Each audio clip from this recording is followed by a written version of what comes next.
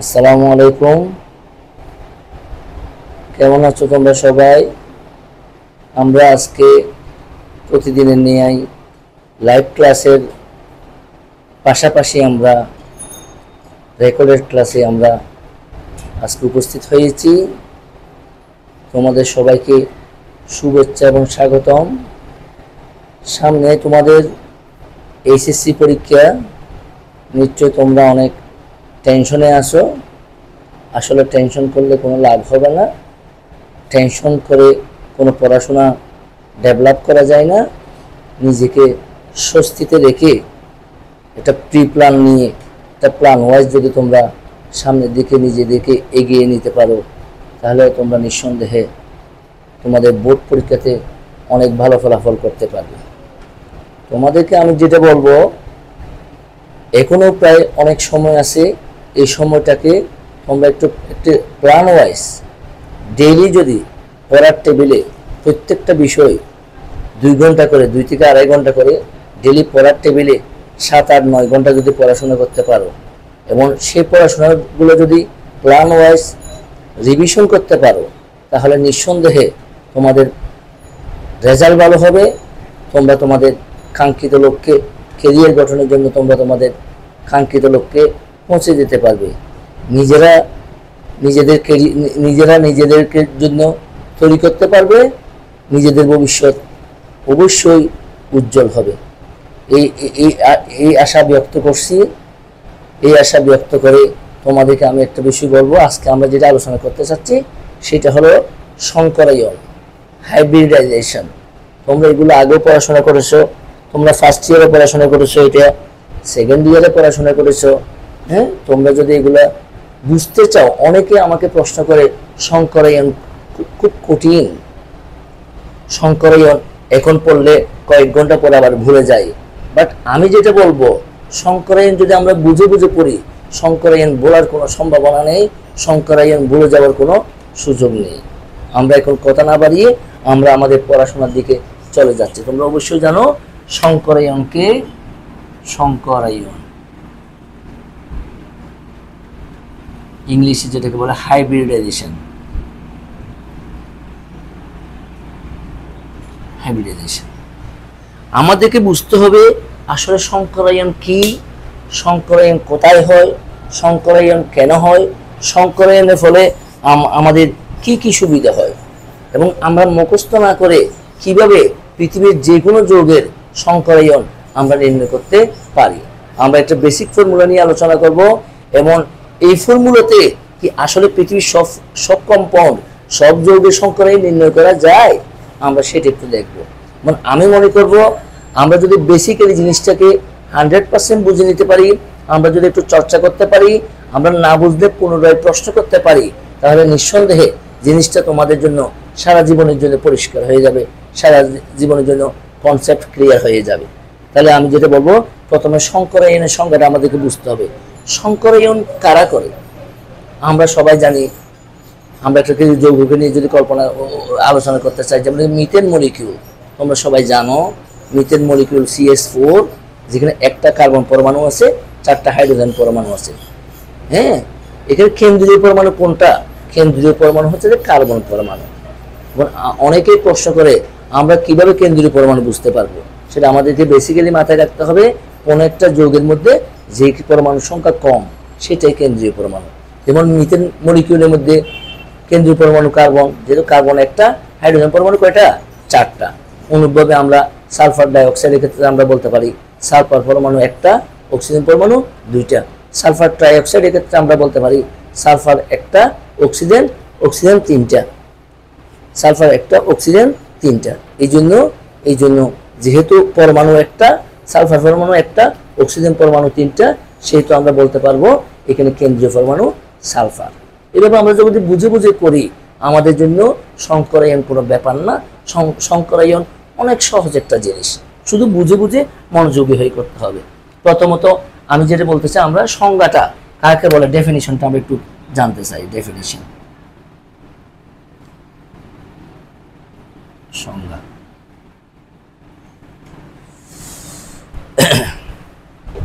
কোন পরমাণুর যোজ্যতা স্তরের কাছাকাছি কোন পরমাণুর যোজ্যতা স্তরের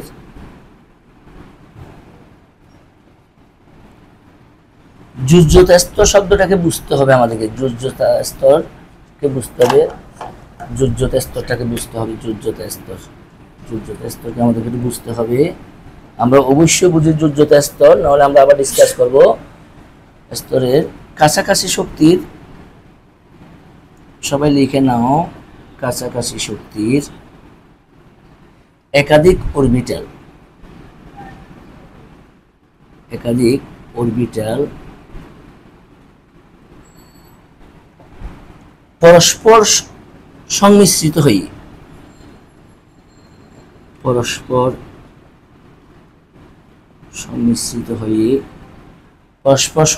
হয়ে সমসংখ্যক, এই সমসংখ্যক শব্দটাকে আমাদেরকে ক্লিয়ার করতে হবে। সমসংখ্যক সমশক্তির,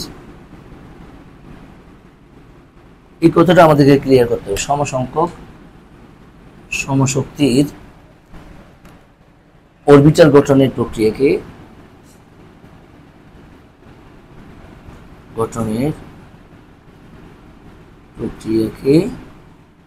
প্রক্রিয়াকে সংকরায়ন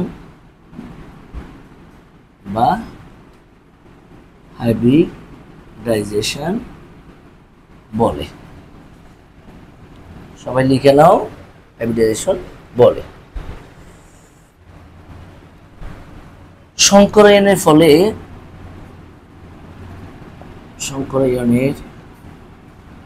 ফলে যে সমশক্তির অরবিটাল তৈরি হয়, যে সমশক্তির অরবিটাল তৈরি হয় বা গঠিত হয়, তাদের হাইব্রিড অরবিটাল বলে। হাইব্রিড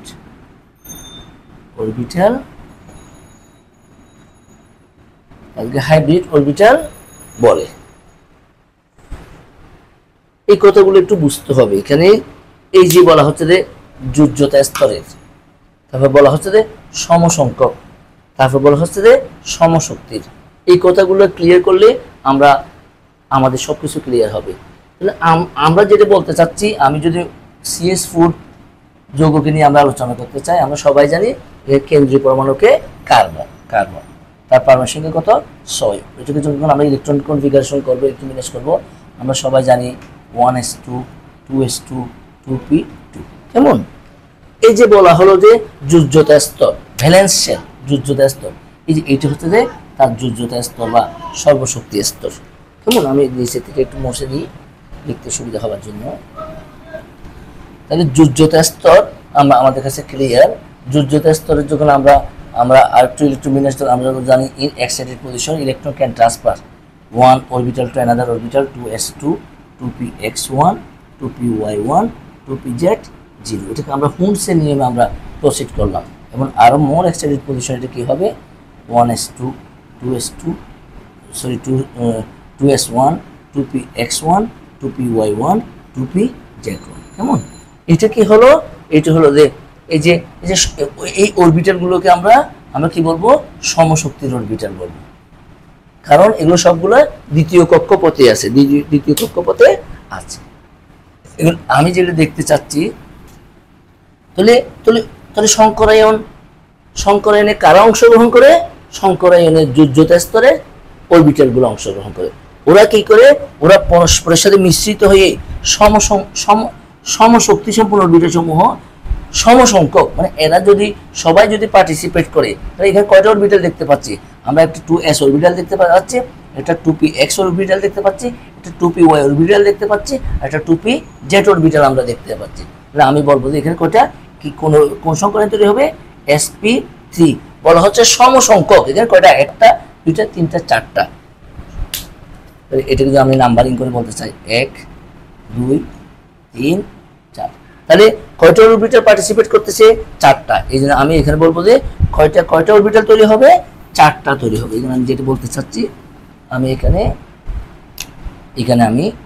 আমি চারটা অরবিটাল তৈরি করব, চারটা sp3 অরবিটাল তৈরি করব। তাহলে এই যে চারটা sp3 অরবিটাল, ওরা সবাই সমশক্তি সম্পন্ন। এখানে একটা কথা স্পষ্ট মনে রাখতে হবে, আমাদেরকে বুঝে বলতে হবে সমসংখ্যক সমশক্তি সম্পন্ন, সমসংখ্যক সমশক্তি সম্পন্ন। এই দুটো ওয়ার্ড যদি আমরা উল্লেখ না করি, আমাদেরকে এখানে টিচাররা নাম্বার দিতে চাইবে না, কারণ ভুল হয়ে যাবে এই কারণে। সমসংখ্যক সমশক্তি সম্পন্ন। আমরা এখন দেখতে চাচ্ছি যে মিথেন মলিকিউলসটা আসলে আমরা কিভাবে সংকরায়নের মাধ্যমে আমরা গঠন করতে পারি। তাহলে এখানে যেটা আমি বলতে চাই, তাহলে কার্বন পরমাণু, এই যে কার্বন পরমাণু, এই যে কার্বন পরমাণু, তার কয়টা অরবিটাল? চারটা অরবিটাল। তার কয়টা অরবিটাল? একটা অরবিটাল, দুইটা অরবিটাল, তিনটে অরবিটাল, চারটা অরবিটাল। মানে আমি কয়টা অরবিটাল দিলাম? চারটা অরবিটাল। সবগুলোর নাম কি সমশক্তি সম্পন্ন? sp3, এটা হলো sp3, এটা হলো sp3, এটা হলো sp3। কেমন? এবং আমার এই যে মিথেন মলিকিউলে, মিথেন যৌগে এই যে কার্বনের সাথে আরো আরো আরো কয়টা হাইড্রোজেন পরমাণু আছে? চারটে হাইড্রোজেন পরমাণু আছে। তো এই চারটে হাইড্রোজেন পরমাণু আমরা সবাই এই কথাও জানি, হাইড্রোজেন পরমাণুর অ্যাটমিক নাম্বার 1, তার ইলেকট্রনিক কনফিগারেশন ইলেকট্রন 1s1 আছে। চারটার জন্য আমরা চারটাকে উল্লেখ করব। 1s1 হাইড্রোজেন 1, 1s1 হাইড্রোজেন পরমাণু 1, 1s1। তাহলে আমরা যেটা বলতে চাচ্ছি, হাইড্রোজেন পরমাণুর চারটি s অরবিটাল এখানে কি করবে? সংকরায়নে অংশগ্রহণ করবে। কার সাথে? sp3 অরবিটালের সাথে। একটা হাইড্রোজেনের s অরবিটাল, দুইটা হাইড্রোজেনের s অরবিটাল, তিনটা হাইড্রোজেনের s অরবিটাল, চারটা হাইড্রোজেনের s অরবিটাল। আমরা এখানে একটা জিনিস পরিষ্কারভাবে বলতে পারি, আমরা পরিষ্কারভাবে দেখতে পাই, এই যে এইখানে যে ওভারল্যাপিং হচ্ছে, এই জিনিসগুলো আমাদের একটু কঠিন হয়। সংকরায়ন হচ্ছে কার সাথে কার সাথে? কোন অরবিটালের সাথে কোন অরবিটাল? আমরা স্পষ্ট বলতে পারি sp3 অরবিটালের সাথে হাইড্রোজেনের s অরবিটালের সাথে। এখানেও কার সাথে কার ওভারল্যাপিং হচ্ছে, কার সাথে কার অধিক্রমণ হচ্ছে? sp3 অরবিটালের সাথে s অরবিটালের। এখানেও কার সাথে কার হচ্ছে? এখানেও আমরা বলবো sp3 অরবিটালের সাথে s অরবিটালের সাথে। এখানে কার সাথে কার হচ্ছে? এখানে ওভারল্যাপিং হচ্ছে sp3 অরবিটালের সাথে s অরবিটালের সাথে। তাহলে আমরা এখানে কি বলবো? sp3 অরবিটালের সাথে s অরবিটালের অধিক্রমণের ফলে, এবং কোন ধরনের অধিক্রমণ? সামনাসামনি অধিক্রমণ। আমরা বেসিক্যালি একটা জিনিস পরিষ্কারভাবে মাথায় রাখতে হবে, এখানে আমরা যে ওভারল্যাপিং বলতেছি, আমরা যে অধিক্রমণ বলতেছি, অধিক্রমণ কয় প্রকার? অধিক্রমণ দুই প্রকার। কি কি? সামনাসামনি এবং পাশাপাশি। এটাকে আমরা যদি বলতে চাই ফ্রন্ট ওয়াইজ ওভারল্যাপিং, এবং অ্যানাদার ওয়ান ইজ কি? Side wise overlapping. সামনাসামনি, এই যে সামনাসামনি থেকে আমরা sp3 s অরবিটাল সামনাসামনি অধিক্রমণের উপরে এখানে সিগমা বন্ধন গঠন করতেছে। অনুরূপভাবে এই কার্বনের সাথে হাইড্রোজেনের sp3 অরবিটালের সাথে s অরবিটালের সামনাসামনি অধিক্রমণের উপরে সিগমা বন্ধন তৈরি করতেছে। এখানেও সেম ওয়েতে sp3 অরবিটালের সাথে হাইড্রোজেনের s অরবিটাল সামনাসামনি অধিক্রমণ করে সিগমা বন্ধন তৈরি করতেছে। এখানেও কার্বন পরমাণুর sp3 অরবিটালের সাথে হাইড্রোজেন পরমাণু s অরবিটাল সামনাসামনি অধিক্রমণ করে সিগমা বন্ধন তৈরি করতেছে। তাহলে আমরা স্পষ্টভাবে কি বলতে পারি? একটা কার্বন পরমাণুর চারটা sp3 অরবিটাল হাইড্রোজেন পরমাণুর চারটি s অরবিটালের সাথে সামনাসামনি অধিক্রমণ করে চারটি শক্তিশালী সিগমা বন্ধন তৈরি করছে। তখন আমরা কি বলতে পারি? এটাকে আমরা কার্বন পরমাণু দিতে পারি, এখানে আমরা একটা সিগমা বন্ধন দিতে পারি, আমরা এখানে একটা সিগমা বন্ধন দিতে পারি, আমরা এখানে একটা সিগমা বন্ধন দিতে পারি, আমরা এখানে একটা সিগমা বন্ধন বলতে পারি স্পষ্ট। এটাও সিগমা বন্ধন, এটাও সিগমা বন্ধন, এটাও সিগমা বন্ধন, এটা সিগমা বন্ধন। এটাই হলো সংকরায়ন, এটা হলো যে মিথেন অণুর সংকরায়ন অথবা মিথেন অণুর অরবিটাল গঠন। এইভাবে আমরা এটা মিথেন সমযোজী বন্ধনের গঠন আমরা দেখাতে পারি। এখন আমরা methane which types of compound তোমরা অবশ্যই জানো, এটা হচ্ছে অ্যালকেন কম্পাউন্ড। কেন অ্যালকেন কম্পাউন্ড? এটা অ্যালকেনের ফর্মুলাকে রেসপন্স করে। অ্যালকেনের ফর্মুলাটা কি তোমরা জানো? CN2N+2। তার মানে কার্বন যতটা হাইড্রোজেন তার দ্বিগুণের চেয়ে দুইটা বেশি। হ্যাঁ, তাহলে আমরা ওই ফর্মুলাতে আমরা কি লিখতে পারি? আমরা অ্যালকেনের ফর্মুলা যদি আমরা উল্লেখ করতে চাই, আমি এইদিকে একটু মুছে দিই তোমরা আর একটু ক্লিয়ার করার জন্য।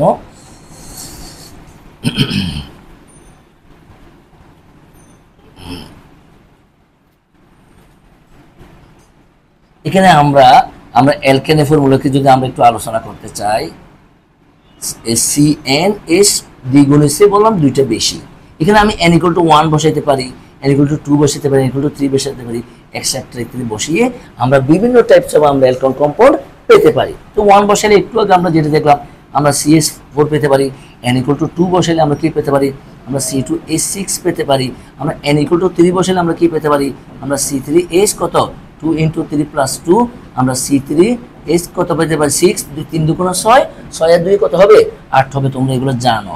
এবং তার স্ট্রাকচারটা আমরা কিভাবে দেখাতে পারি, মিথেনকে আমরা এইভাবে দেখাতে পারি, চারদিকে আমরা 4টা হাইড্রোজেন দিয়ে দিব। আমরা ইথেনকে আমরা কিভাবে দেখাতে পারি, কার্বন কয়টা, কার্বন 2টা, এই যে আমরা কার্বন বন্ড কার্বন দিব, এদিকে হাইড্রোজেন দিব, হাইড্রোজেন দিব, হাইড্রোজেন দিব, এদিকে আমরা হাইড্রোজেন দিব, এদিকে আমরা হাইড্রোজেন দিব, এদিকে আমরা আবার এটার নাম কি, কার্বন যেহেতু 3টা এই জন্য প্রোপেন।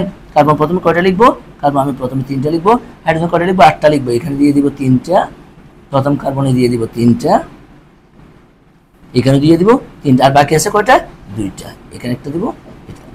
তা আমরা নিজেদেরকে প্রশ্ন করতে পারি এগুলো কারেক্ট কেন, এগুলো সঠিক কেন, আসলে কি সঠিক, আমরা এই জন্য তাদেরকে সঠিক বলবো।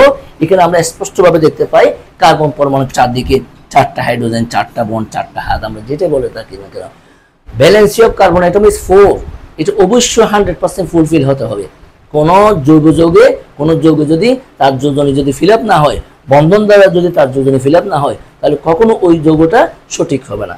এখানেও আমরা কি দেখতে পাই, কার্বনের চারপাশে 4টা বন্ধন, তাহলে কার্বনের যোজনে 4, হাইড্রোজেন যোজনের সাথে একটা বন্ধন, হাইড্রোজেনের যোজনে 1, এখানেও আমরা এক্স্যাক্টলি তাই দেখতে পাই। এখানেও আমরা কি দেখতে পাই, কার্বনের চারদিকে 4টা বন্ধন, কার্বন চারদিকে 4টা বন্ধন, কার্বনের চারদিকে 4টা বন্ধন। তাহলে আমি মূলত এগুলো আলোচনা করার মূল বিষয়, মূল কারণ হচ্ছে আমরা যদি মিথেন অণুর যদি আমরা অরবিটাল গঠন পারতে পারি, আমরা অনুরূপভাবে আমরা যেহেতু অ্যালকেন, কিন্তু আমরা ইথেন যৌগের অরবিটাল গঠন আমরা পারবো, আমরা প্রোপেন যৌগের অরবিটাল গঠন পারবো। Not only methane, ethane, propane, but also আমরা butane, pentane, hexane, heptane, octane, nonane, decane, all kinds of alkane কম্পাউন্ডকে আমরা সংকরায়ন আমরা একই পদ্ধতিতে আমরা পারবো। যেহেতু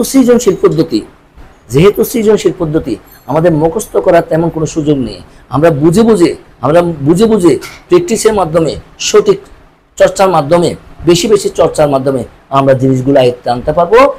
তাহলে এখানে আমি স্পষ্টভাবে বলবো, মিথেন অণুর অরবিটাল গঠন, ইথেন অণুর অরবিটাল গঠন, প্রোপেন অণুর অরবিটাল গঠন আমরা একই নিয়মে খুব সহজে আমরা আয়ত্ত করতে পারবো।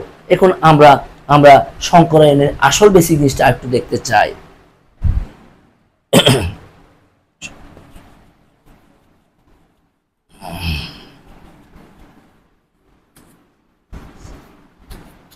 আমরা যদি একটু গভীরভাবে আলোচনা করতে চাই, সংকরায়ন নাম্বার 1, সংকরায়ন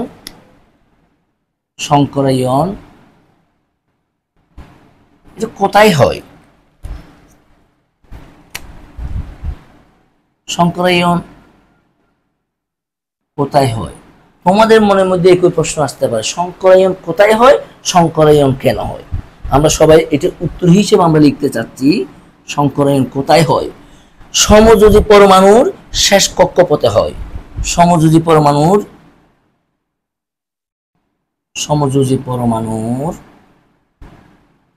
শেষ কক্ষপথে, অথবা লাস্ট শেলে হয়, তাহলে সংকরায়ন কোথায় হয়, আমরা বলবো যে সমযোজী পরমাণুর শেষ কক্ষপথে বা লাস্ট শেলে হয়। আরেকটা প্রশ্ন আমাদের হতে পারে, কেন হয়, নাম্বার 2, সংকরায়ন কেন হয়, এই কত আমাদের মাইন্ডে আসতে পারে, সংকরায়ন কেন হয়। আমরা বলবো যে সমশক্তি সম্পন্ন অরবিটাল তৈরির জন্য হয়। আমরা এটি উত্তরে বলতে চাচ্ছি, আমরা সমশক্তি সম্পন্ন অরবিটাল তৈরির জন্য হয়, এই কথাগুলো আমরা চাইলে একটু ক্লিয়ার করতে পারি। একটু আগে আমি দেখাইলাম যে কার্বন পরমাণু যখন মোর এক্সাইটেড পজিশন থাকে, তাই ইলেকট্রোমিনেস কেমন হতো, 1s2, 2s1, 2px1, 2py1, 2pz1। এখানে যখন আমরা দেখছিলাম যে মিথেন মলিকিউলের ক্ষেত্রে সবগুলো সবগুলো অরবিটাল সমশক্তি সম্পন্ন সবগুলো অরবিটাল এরা একত্রে মিশ্রিত হয়ে সম্পূর্ণ নতুন বৈশিষ্ট্য সম্পন্ন কয়টা sp3 সংকর অরবিটাল তৈরি করছিল sp3 তৈরি করছিল sp3 কয়টা তৈরি করছিল sp3 সংকর অরবিটাল তৈরি করছিল কয়টা চারটা তাহলে আমি sp3 এখানে কার্বন কয়টা পেলাম sp3 1 sp3 2 sp3 3 sp3 4 এই সবগুলো অরবিটাল হলো যে সমশক্তি সম্পন্ন অরবিটাল তাহলে আমরা ইনশাআল্লাহ এটাও বুঝতে পারলাম সংকরায়ন কোথায় হয় সংকরায়ন কেন হয় আমরা আরেকটা কথা এখানে স্পষ্টভাবে বলতে পারি আমি মুছে দিচ্ছি তোমরা এগুলা খাতায় করে নাও বুঝে লিখে নাও আমরা এখানে আরেকটা কথা বলতে পারি যতগুলো অরবিটাল নাম্বার 3 কথাগুলো আমরা আগেও একটু আলোচনা করছিলাম আর একটু বেসিক ক্লিয়ার হওয়ার জন্য আমি কথাগুলো আবার আলোচনা করতেছি যতগুলো অরবিটাল সংকরায়নে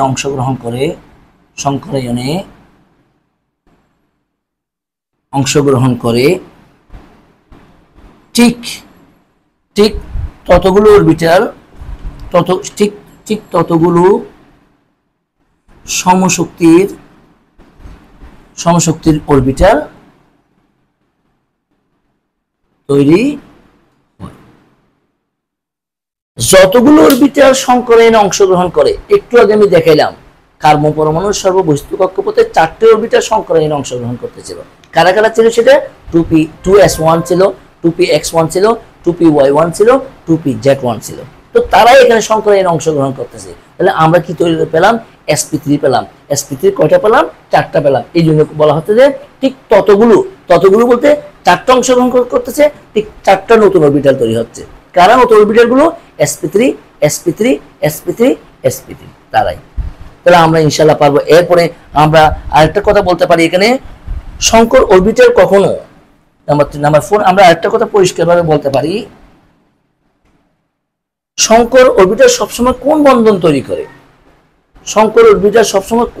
তৈরি করে এই কথাটা বেসিক কথা যে কেউ জিজ্ঞেস করতে পারে তখন আমরা কনফিউশনে পড়ে যাই আমাদেরকে যেটা বলবো সেখানে কনফিডেন্ট থাকতে হবে এজ এ স্টুডেন্ট তোমরা যদি কনফিডেন্ট না থাকো নিজের প্রতি যদি আস্থা না রাখো তাহলে তোমার সবকিছুতে কনফিউশন হবে আর কনফিউশন করলে কোনো কিছু শুদ্ধ হয় না কোনো কিছু সুন্দর হয় না নিজের উপর আত্মবিশ্বাস তোমাকে অনেক দূরে এগিয়ে নিতে সহায়তা করবে আমরা যেটা বলবো সংকর অরবিটাল সব সময় সিগমা বন্ধন তৈরি করে সিগমা বন্ধন বা শক্তিশালী সিগমা বন্ধন তৈরি করে কখনো পাই বন্ধন তৈরি করে না কখনো পাই বন্ধন তৈরি করে না কখন এগুলো আমাদেরকে বুঝে কাজ করতে হবে তাহলে আমরা খুব সুন্দর কয়েকটা জিনিস দেখলাম সংকরায়ন কোথায় হয় সংকরায়ন কেন হয় কয়টি অরবিটাল তৈরি করে সমশক্তি সম্পন্ন অরবিটাল কারা কেন তারা সমশক্তি সম্পন্ন অরবিটাল এই প্রশ্নগুলোর উত্তর আমরা ইতিমধ্যে পেয়ে গেছি এখন আমি আরেকটা বেসিক জিনিস আলোচনা করতে চাচ্ছি যেটা পারলে আমরা খুব সহজে খুব সুন্দর সূত্রের মাধ্যমে আমরা পৃথিবীর যে কোনো যৌগের সংকরায়ন we can determine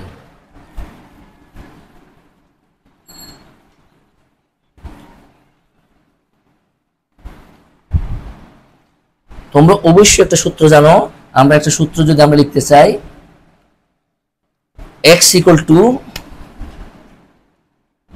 x equal to half of v plus m minus c plus a এই সূত্রের মাধ্যমে আমরা যখন b কে চিনবো valence shell of electron m কে যখন চিনবো আমরা ইউনিমলিকুলার অ্যাটম ইন সারাউন্ডিংস কেন্দ্রীয় পরমাণুর চারপাশে একযোজী পরমাণু সংখ্যা আমরা যখন সি কে চিনবো নাম্বার অফ ক্যাটায়ন আমরা যখন এ কে চিনবো নাম্বার অফ অ্যানায়ন এই মানগুলো যখন আমরা পুট করব এই ফর্মুলাতে তখন যখন আমরা হাফ দ্বারা গুণ মাল্টিপ্লাই করব এদের মানগুলোকে দিয়ে আমরা খুব সহজে x এর মান ডিটারমাইন করতে পারবো by determining the value of x we can determine all of the compounds hybridization we can determine. তাহলে আমাদের আগে কনফিউশন হতো যে এরকম কম্পাউন্ড দেখলে কি আসলে আমরা সংকরায়ন পারবো?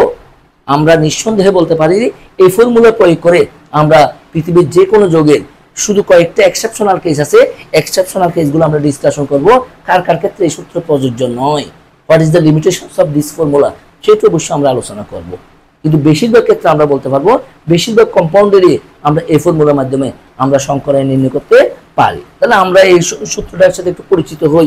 হ্যাঁ, x ইকুয়াল টু কি, what is x, what is b, what is m, what is c, what is a। x equal to সংকরায়নের না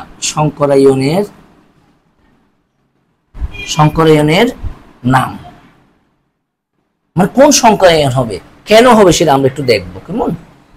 আর v ইকুয়াল টু কেন্দ্রীয় পরমাণুর শেষ কক্ষপথে ইলেকট্রন সংখ্যা, v ইকুয়াল টু কেন্দ্রীয় পরমাণুর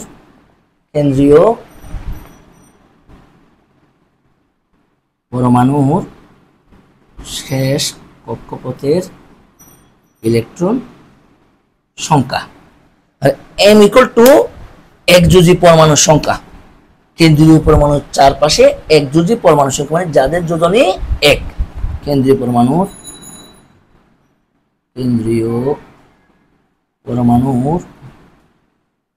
চারপাশে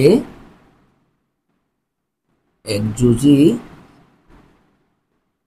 পরমাণুর সংখ্যা। আর সি ইকুয়াল টু সি থেকে ক্যাটায়ন, এ থেকে অ্যানায়ন, আমরা এগুলো দেখলেই বুঝতে পারি। সি ইকুয়াল টু ক্যাটায়নের সংখ্যা,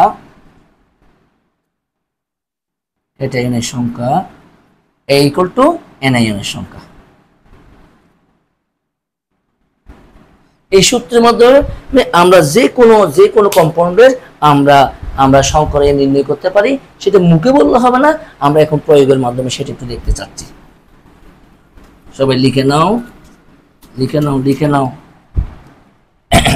তাহলে আমরা যদি একটা এক্সাম্পল দিতে চাই, আমরা সেটা এখনই বলতে পারবো।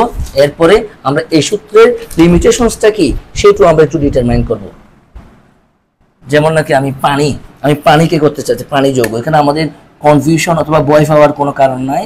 ফর্মুলাতে আমরা মান পুট করব। ফর্মুলাটা আমাদের কি জানিয়েছিল, x equal to half of b plus m minus c plus a। আমরা অবশ্যই জানি হাফ অফ, এখানে b মানে কেন্দ্রীয় পরমাণুকে নিয়ে আমাদের কনফিউশন বা টেনশনের কোনো কারণ নাই। এখানে মৌল হচ্ছে কয়টা, দুইটা, হাইড্রোজেন মৌল আর অক্সিজেন মৌল। হাইড্রোজেন মৌল কয়টা, দুইটা, অক্সিজেন মৌল কয়টা, একটা। তাহলে এখানে কম পরমাণু কোনটা, হচ্ছে অক্সিজেন পরমাণু। আমি অক্সিজেনকে কেন্দ্রীয় পরমাণু বলবো। অক্সিজেন বি এর মান কত বসাবো আমরা, অক্সিজেন বি এর মান আমরা 6 বসাবো। কেন আমরা বি এর মান 6 বসাবো আমরা জানি। এখানে আমাদের অযথা টেনশনের কোনো কারণ নাই, আমরা বুঝে পড়বো। রসায়ন জগৎটা হচ্ছে যে আসলে বুঝে পড়ার জিনিস। রসায়ন জগৎটা হচ্ছে যে বুঝে সহজতর করে পড়ার জিনিস। আমরা যদি না বুঝে পড়ার চেষ্টা করি তাহলে আমরা একটা পারবো, অন্যটা আমরা পারবো না। তখন আমাদের কাছে বিষয়টা কঠিনতর হয়ে যাবে। আমরা কোনো ক্রমে বিষয়টাকে কঠিন বা কঠিনতর করতে চাই না। তাহলে এখানে আমার কেন্দ্রীয় পরমাণু আমরা যেটা বলতেছি, আমরা অক্সিজেনের পারমাণবিক সংখ্যা কত, 8। আমরা জানি প্রথম কক্ষপথে how much electron, first shell content 2 electron, second শেলে কত electron, second shell content 6 electron. তাহলে থার্ড শেলে আমার কোনো ইলেকট্রন নাই। তাহলে আমরা বললাম যে বি হচ্ছে যে যোজ্যতা স্তরে ইলেকট্রন সংখ্যা অথবা সর্বশেষ কক্ষপথে ইলেকট্রন সংখ্যা। তো সর্বশেষ কক্ষপথে ইলেকট্রন কয়টা, 6টা। তাহলে এখানে আমি মান কত বসাবো, আমি 6 বসাবো। m ইকুয়াল টু আমরা কি জানি, একযোজী পরমাণু সংখ্যা। আমরা দেখলাম যে এই পানির অণুর গঠনে, পানির যৌগটাতে একযোজী পরমাণু কে আছে, হাইড্রোজেন আছে। হাইড্রোজেন কয়টা আছে, হাইড্রোজেন 2টা আছে। মাইনাস ক্যাটায়ন, সি মানে ক্যাটায়ন সংখ্যা। আমার এখানে কোনো প্লাস ধর্মী অথবা মাইনাস ধর্মী কোনো চার্জ নেই, এই জন্য ক্যাটায়নের মানে আমি 0 লিখবো। এন মানে আমরা নিশ্চয় কত লিখবো, 6 লিখবো। তাহলে আমি কত করতে পারি, half into 6 plus 2 half into 8 সমান 4।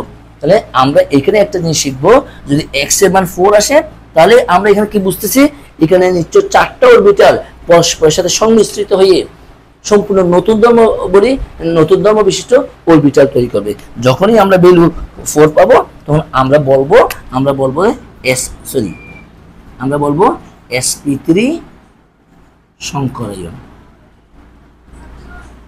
sp3 সংকীর্ণ আমরা আমরা মুখস্থ না করে পানির যোগের সংকরায়নটা আমরা এই ফর্মুলার মাধ্যমে খুব সহজে আমরা ডিটারমাইন করতে পারলাম। আমি আরেকটা যৌগকে একটু দেখতে চাই। আমরা কয়েকটা যৌগ প্র্যাকটিস করলে সবগুলো পারবো, সবগুলো যৌগ পারবো, সবগুলো আয়ন পারবো, অনেকগুলো ধনাত্মক আয়ন পারবো, অনেকগুলো ঋণাত্মক আয়ন পারবো, আমরা সবকিছু ডিটারমাইন করতে পারবো। আমি এখন অ্যামোনিয়াকে একটু প্র্যাকটিস করতে চাই। NH3 আগের মতোই, এখানে কেন্দ্রীয় পরমাণু, এখানে হাইড্রোজেন আছে কয়টা? হাইড্রোজেন হচ্ছে 3টা, অক্সিজেন সরি নাইট্রোজেন হচ্ছে কয়টা? নাইট্রোজেন হচ্ছে 1টা। তাহলে এখানে কেন্দ্রীয় পরমাণুকে কেন্দ্রীয় পরমাণু আমরা কেন্দ্রীয় পরমাণু নাইট্রোজেনের ইলেকট্রন কনফিগারেশন করব 1s2 2s2 2p3। তাহলে এখানে সর্বশেষ কক্ষপথে ইলেকট্রন কত? কয়টা? 5টা। আমরা ফর্মুলা মান ফুট করব, অনেক সহজ। তোমরা নিজেরাই বলবা যে সংকরায়ন এত সহজ কেন, সংকরায়ন এত সহজ কেন, সংকরায়ন এত সহজ কেন? হ্যাঁ স্যার কিভাবে জিনিসটাকে এত সহজ করে দিল, অতীতে আমরা পারতাম না, আমরা পারি কেন? সবকিছু সহজ যদি তোমরা বুঝে নাও, যদি তোমরা একটু মনোযোগী হও, যদি তোমরা বাহ্যিক বিষয়গুলোকে বাদ দিয়ে ফেসবুক এক্সট্রা এসিডিসকে বাদ দিয়ে টেক্সট বুকের দিকে মনোযোগী হও, তাহলে সবকিছু তোমাদের জন্য সহজতর হয়ে যাবে। এটা কোনো বিষয় না। তা আমি কত লিখতে পারি এখানে? এখানে আমার ফর্মুলা কি ছিল? বি এর মান আমি কত লিখবো? এখানে 5 লিখবো। এখন এম এর মান আমি কত লিখবো? আমরা এখানে দেখতেছি অ্যামোনিয়া পরমাণু, অ্যামোনিয়া পরমাণুকে আমরা কি দিতে পারি? অ্যামোনিয়া রেখে 3 দিকে 3 আমরা হাইড্রোজেন পরমাণু দিতে পারি। এখানে অ্যামোনিয়া যোগে এক যৌগিক পরমাণুর সংখ্যা কয়টা? নিশ্চয়ই 3টা। এবং আমি এখানে কত লিখতে পারি? এখানে আমি 3 লিখবো, cation 0 anion 0।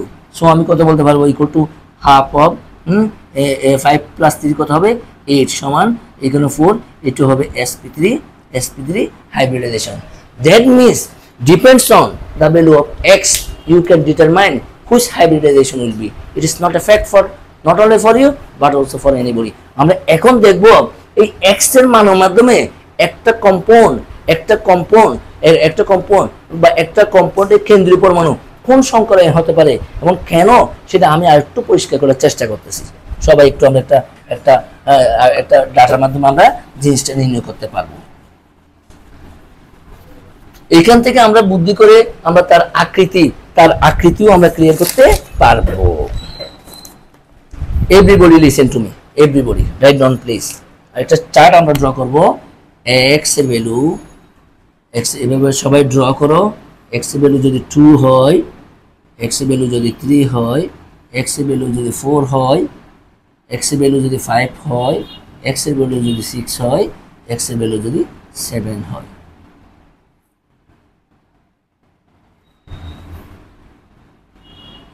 By this chart you can determine not only water molecule, not only ammonia molecule, not only methane molecule, but also all of the compounds hybridization you can solve easily.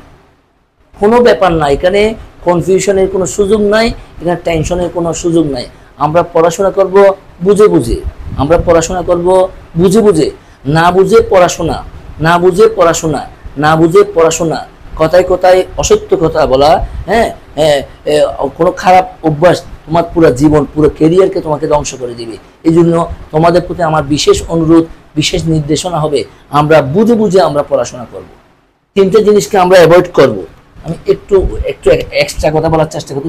3টে জিনিসকে, 3টে জিনিস 3 মকে আমরা avoid করব। Number 1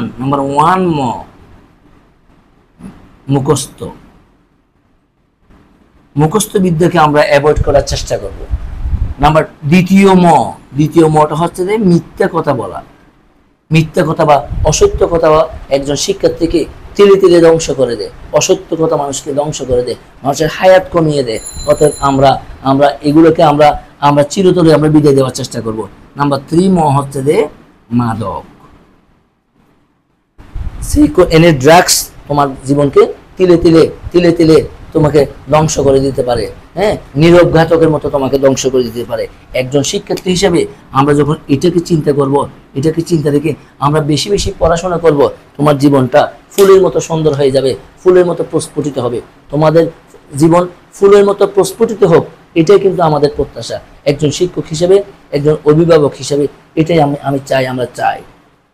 তাহলে ভ্যালুগুলো আমি যদি বলতে চাই এক্স এর ভ্যালু, হ্যাঁ এক্স এর ভ্যালু যদি আমি 2 বসাই, এক্স এর ভ্যালু যদি আমি 2 বসাই, তাহলে দুটো সংখ্যার এখানে যুক্ত হবে, এসপি হবে। যদি এক্স এর মান যদি 3 আসে, আমরা যেটা বলবো, আমরা বলবো এসপি 2 বলবো। এক্স এর মান যদি 4 আসে, আমরা বলবো এসপি 3, আমরা বলবো এসপি 3। আমরা যদি এক্স এর মান যদি 5 আসে, তখন আমরা বলবো এসপি 3 ডি সংকরায়ন। আমরা যখন কম বলবো এক্স এর মান যদি 6 আসে, আমরা বলবো এসপি 3 ডি 2। আমরা যখন বলবো এক্স এর মান 7 আসে, আমরা বলবো যে এসপি 3 ডি 3। আমরা অনেক ধরনের সংকরায়ন আমরা খুব সহজে নির্ণয় করতে পারি। এগুলো পারলে আমাদের বুয়েটে ভর্তি পরীক্ষায়, ঢাকা বিশ্ববিদ্যালয়ের পরীক্ষায়, চট্টগ্রাম বিশ্ববিদ্যালয়ের পরীক্ষায়, বাংলাদেশের পড়াশোনার ক্ষেত্রে যেসব সর্বোচ্চ বিদ্যাপীঠ আছে সব জায়গায় আমরা স্বাক্ষর রাখতে পারবো। ক্ষুদ্র বালকণা, বিন্দু বিন্দু জল, গড়ে তোলে মহাদেশ, সাগর অতল। আমরা আস্তে আস্তে নিজেদেরকে হাঁটি হাঁটি পা করে সামনের দিকে আমরা এগিয়ে যেতে পারবো। আমাদের শিক্ষার্থীরা সামনের দিকে এগিয়ে যাবে, এগুলোই হচ্ছে আমাদের প্রত্যাশা।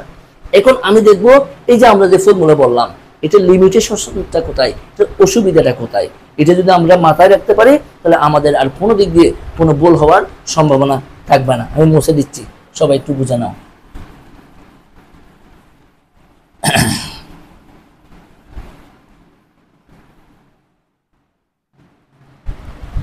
লিমিটেশনস অথবা এই ফর্মুলার অসুবিধা, লিমিটেশনস নাম্বার 1। আমরা সবাই জানি প্রত্যেকটা কিছু একটা জিনিসের সুবিধাও থাকে, অসুবিধাও থাকে।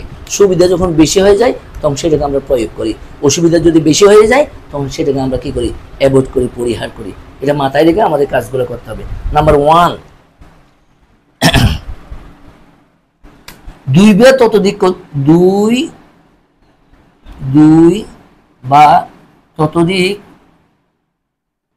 কেন্দ্রীয় পরমাণু ক্ষেত্রে। নাম্বার 2, একটু আগে আমরা ডিসকাশন করছিলাম যে কোনো একটা কম্পাউন্ডে কেন্দ্রীয় পরমাণু কোনটা। আমরা যদি কোনো একটা কম্পাউন্ড এমন ভাবে দেখতে পাই, অনেকগুলো কম্পাউন্ড আছে যেখানে একাধিক কেন্দ্রীয় পরমাণু আছে বা থাকতে পারে। একাধিক কেন্দ্রীয় পরমাণু থাকলে তাহলে আমরা এই সূত্রকে প্রয়োগ করতে পারবো না, তখন এই সূত্রের অসুবিধা দেখা যায়।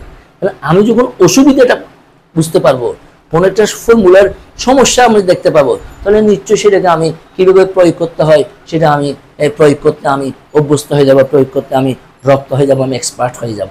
হ্যাঁ, নাম্বার 2, জৈব যৌগের ক্ষেত্রে,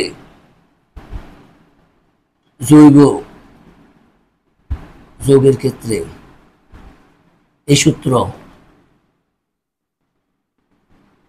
প্রযোজ্য নয়। আমরা জানি জৈব যৌগ কারা কারা, যেসব কম্পাউন্ড গুলা বিশেষভাবে carbon, hydrogen, oxygen, nitrogen, sulphur, phosphorus এবং হ্যালোজেন্স নিয়ে তৈরি। হ্যালোজেন্স কারা কারা আমরা সেটাও জানি, ক্লোরিন, ব্রোমিন, ফ্লোরিন, আয়োডিন। এদের দ্বারা যেসব যৌগগুলা কম্বাইন্ড সৃষ্টি হয় তারা এই সূত্র প্রয়োগ করবে না। যেমন নাকি আমরা প্রোপেনের ক্ষেত্রে এই সূত্র প্রয়োগ করতে পারবো না, আমরা বিউটেনের ক্ষেত্রে এই সূত্র প্রয়োগ করতে পারবো না, আমরা ইথেনের ক্ষেত্রে এই সূত্র প্রয়োগ করতে পারবো না, আমরা মিথেনের ক্ষেত্রে এই সূত্র প্রয়োগ করতে পারবো না। এই সূত্র প্রয়োগ করলে আমাদের জন্য একটু সমস্যা তৈরি হয়। আরেকটা ব্যাপার আছে, নাইট্রোজেন এবং ফসফরাসের অক্সাইডের ক্ষেত্রে এই সূত্র আমরা প্রয়োগ করতে পারবো না। নাম্বার 3, নাইট্রোজেন ও ফসফরাসের অক্সাইডসের ক্ষেত্রে, অক্সাইড এর ক্ষেত্রে এই সূত্র প্রযোজ্য নয়। কি সুন্দর কথা! তার মানে NO2 PO2 N2O5 P2O5 আমরা এগুলো জানি। এইসব ফর্মুলার ক্ষেত্রে, এইসব কম্পাউন্ডের ক্ষেত্রে আমরা এই সূত্র প্রয়োগ করতে পারবো না।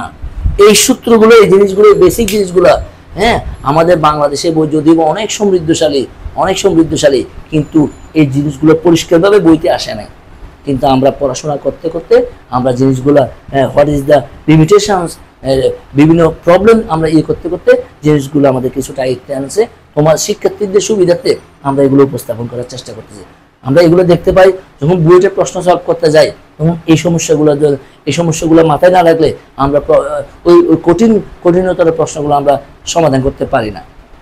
যেমন আমি বললাম নাইট্রোজেন এবং ফসফরাসের অক্সাইডের ক্ষেত্রে এই সূত্র প্রযোজ্য নয়। যেমন এটা বুয়েটের একটা প্রশ্ন থেকে আমি কথাটা বলতেছি, আমরা NO2 প্লাস হ্যাঁ, এই যোগের ক্ষেত্রে কিন্তু এই সূত্র প্রযোজ্য হবে। কোন সূত্র? একটু আগে আমি যেটা দেখলাম, x equal to half of b plus m minus c plus a। কারণ এটা নাইট্রোজেনের অক্সাইড নয়, এটা নাইট্রোজেনের আয়ন। আয়ন এবং অক্সাইড কখনো একই কথা নয়। তাহলে প্রিয় শিক্ষার্থীরা, তোমাদের সাথে অনেকক্ষণ কথা বললাম, অনেক কিছু করলাম। আজকের পড়াশোনাগুলা তোমরা বেশি বেশি পড়বে, বেশি বেশি শিখবে। এখান থেকে যদি আমরা আরো কিছু সংকরায়ন আছে, সময় স্বল্পতার জন্য আমরা এখন ডিসকাশন করতে পারি না, একটু আগে দেখাইলাম। হ্যাঁ, বিশেষভাবে এই বোর্ড পরীক্ষাতে সংকরায়নের মধ্যে sp3, sp2, sp এই তিনটা থেকে প্রতিবারই 6 থেকে 10 কোয়েশ্চেন হয়। যেমন নাকি কোয়েশ্চেন হতে পারে সংকরায়ন কি, সংকরায়নের বৈশিষ্ট্য। হ্যাঁ, এগুলোকে আমরা সৃজনশীল পদ্ধতি 1, 2, 3 দিয়ে আমরা তাদের মধ্যে তাদের সংকরায়ন উদ্দীপক উল্লেখিত 1 নং যৌগের অথবা 2 নং যৌগের সংকরায়ন বর্ণনা করে আসতে পারে, অথবা অরবিটাল গঠন বর্ণনা আসতে পারে, 1 এবং 3 এর মধ্যে কম্পেয়ার আসতে পারে। বিভিন্ন ধরনের কোয়েশ্চেন হয়। আমরা যখন বোর্ড কোয়েশ্চেনগুলো পরবর্তীতে ডিসকাশন করব, আমরা এগুলো আরো ভালোভাবে পারবো। তাহলে আশা করছি আমার সংক্ষিপ্ত সময়ে ক্ষুদ্র আলোচনার মধ্যে তোমাদের সংকরায়ন সম্পর্কে তোমাদের মোটামুটি আইডিয়া হয়েছে। এগুলো তোমরা বেশি বেশি চর্চা করবা, এমনভাবে টার্গেট দিয়ে পড়াশোনা করবা যাতে বোর্ড পরীক্ষাতে কাঙ্ক্ষিত লক্ষ্যে নিজেকে পৌঁছাইতে পারো। আজকে আর নয়, ওকে, আসসালামু আলাইকুম। সবাই ভালো থাকো। সবাইকে ধন্যবাদ জানিয়ে আমি আজকে আমার রেকর্ড ক্লাস শেষ করছি। আসসালামু আলাইকুম।